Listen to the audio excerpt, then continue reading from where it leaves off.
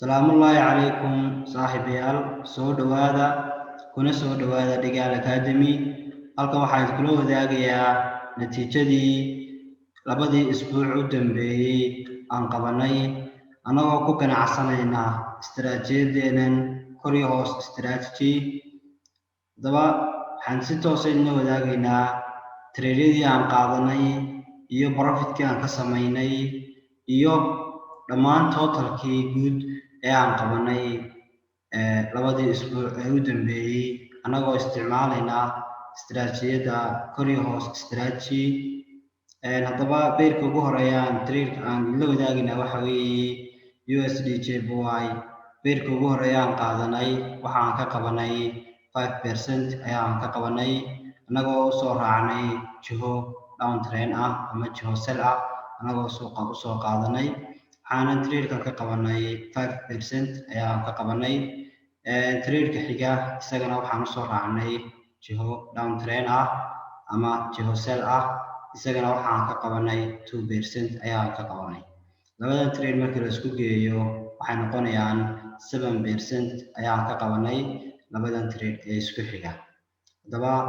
waxa kale oo aan ku ganacsanay labadii isbuuc gudahood trade-kan oo isaguna ah trade uptrend ah oo jiho buy u socda isagana waxaan ka qabanay 2% ayaan ka qabanay. Totalka marka la isku wada geeyo waxay noqonayaan 9% inaan ka qabanay halkan beer oo ah USD JPY labadii isbuuc ee u dambeeyay. Haddaba haddii aan eegno beeriskii kale aan ku ganacsanay iyagana iyo natiijadii aan ka qabanay labadii isbuuc ee u dambeeyay iyo trade-yadii aan ka qaadanay. beerkan waxa weeye AUD USD iyadana waxaan ka qaadanay 3 trade baan ka qaadanay. Saddexdan trade haddii aan kan ka bilowno waxa aan kan ka qabanay faa'iido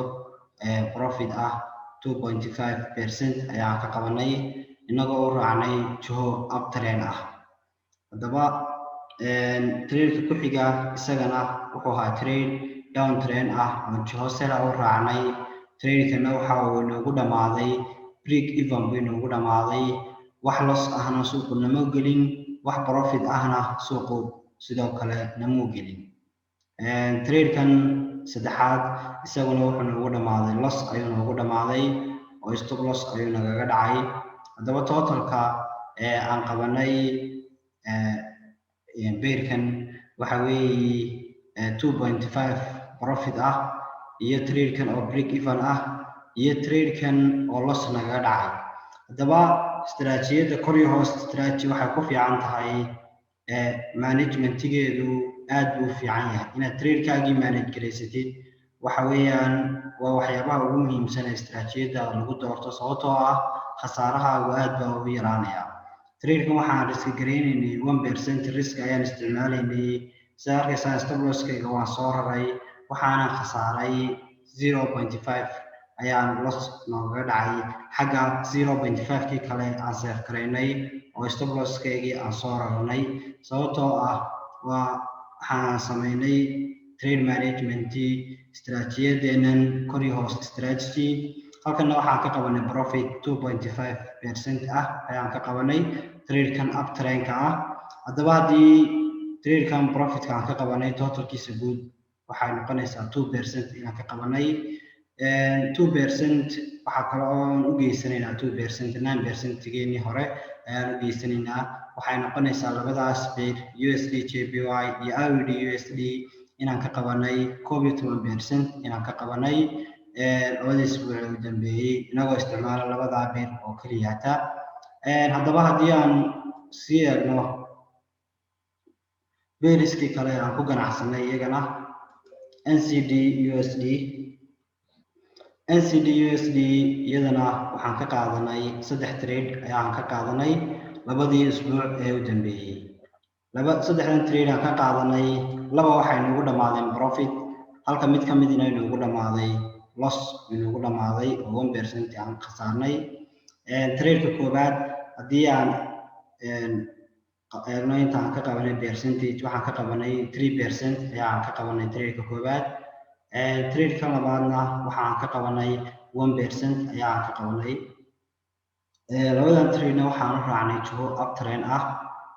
trade kan kalena waxaan isagana khasaarnay 1% ayaan isagana khasaarnay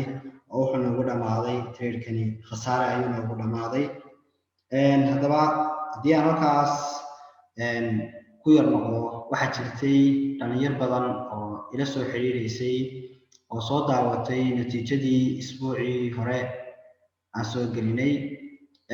natiijadaas waxay ku soo arkeen loss bay ku soo arkeen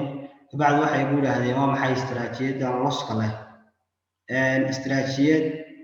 aan loss lahayn ma jirto istiraatiijiyad aan suuqa khasaare aanad kala kulmayn ma jirto markasta suuqa khasaare waad kala kulmaysaa laakiin khasaaraha la kulmaysaa muxuu yahay waa inaad isweydiisaa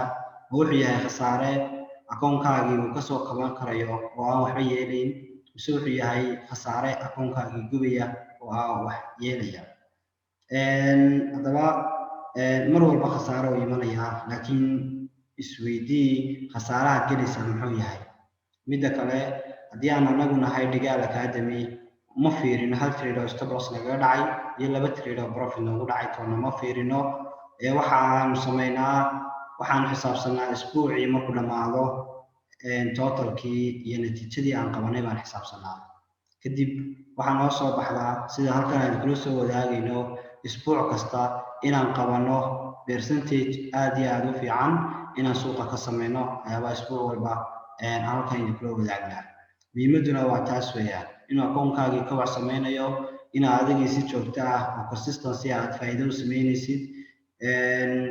taas ayaa ah in garanaysaa qofkii uu ku tashado laakiin hal trade iyo laba trade oo stop loss ku dhacay waxay ila tahay inaan wax big deal ah ahayn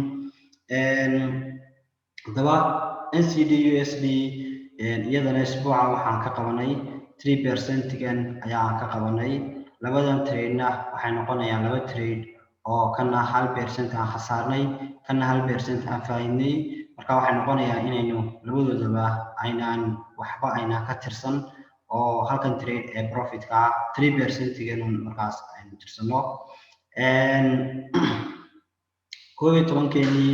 haddii markaas aan u geysano 3% waxay noqonayaan 14% inaan ka qabanay saddexdii bayr u horeeyay aan kasoo ganacsanay waxaa jira bayr kale oo isaguna laba bayr oo kale euro JPY ayaa ku xigta iyaduna waxaan iyadana ka ganacsanay labadii isbuuc u dambeeyay gudaheedii waxaana ka qabanay 5% ayaan ka qabanay inagoo u raacnay jiho uptrend ah inagoo u raacnay marka la isku geeyo markaas waxay noqonaysaa in aan qabanay 19% inaan qabanay afarta bayr ee aan kasoo ganacsanay inaan qabanay 19% 19% waa profit aad u fiican oo istiraatiijiyadaha qaar lagaga xisaabtamo bishii ama labadii biloodba lagu xisaabtamo oo lagu faano waliba in la qabtay 19% ama 12% aad loogu faano waxaan keenaa inaan trade kan euro JPY ka qabanay iyadana 5% totalkuna uu noqonayo 19% inaan qabanay trade-yadaas aan kusoo ganacsanay waxay noo hadhay hal bayr oo ah NCD CAD iyadana NCD CAD iyadana waxaan ka qaadanay hal trade baan ka qaadanay halkan trade-na waxaan ka qabanay profit ah 2% ayaan ka qabanay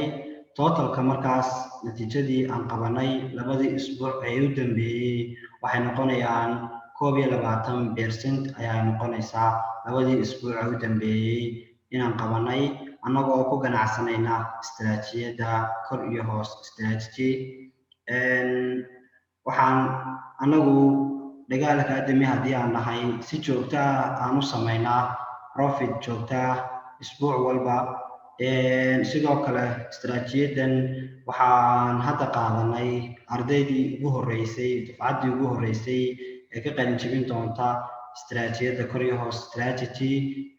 akademiyadeena Dhigaal Academy haddaba iyaga laftirkoodu sidaas isbuuc walba aan natiijadeeda iyo profitkeyga aan idinla wadaagayno ay insha allah iyaguna idinla soo wadaagi doonaan insha allah muddo kooban ah istiraatiijiyadda waan ku bari doonaa gacantana waan ugu fadhiisin doonaa hadduu ilaahay idmo